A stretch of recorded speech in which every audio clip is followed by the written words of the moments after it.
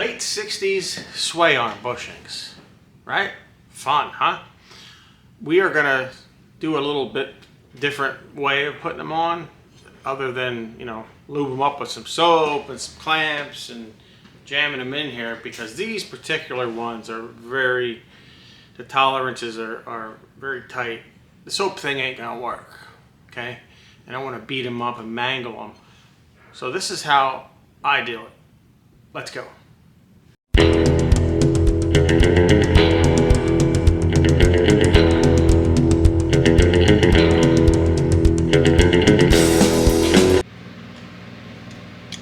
All right, step one, we're gonna cut this weld right here. All right, there we go.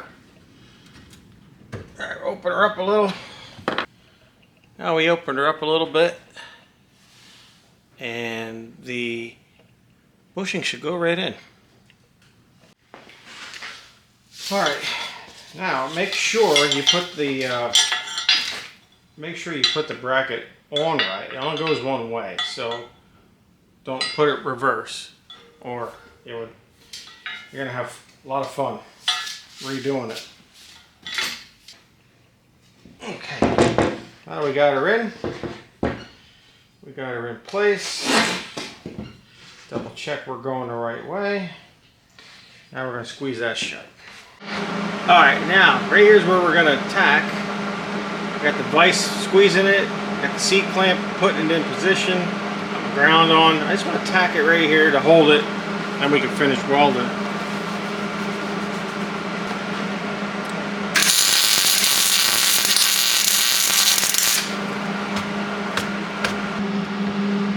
I just want to fix this right here where I grinded.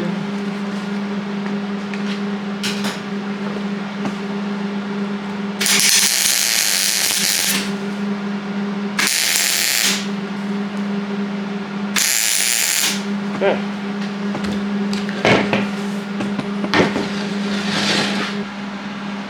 There she is. On.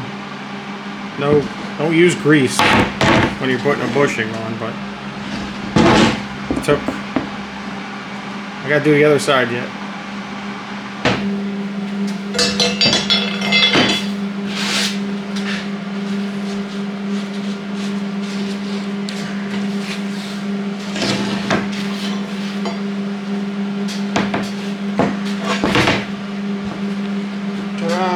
In the vise. In the vise. Alright, a little bit of paint. I boogered up some of the metal. Make it look nice. Okay.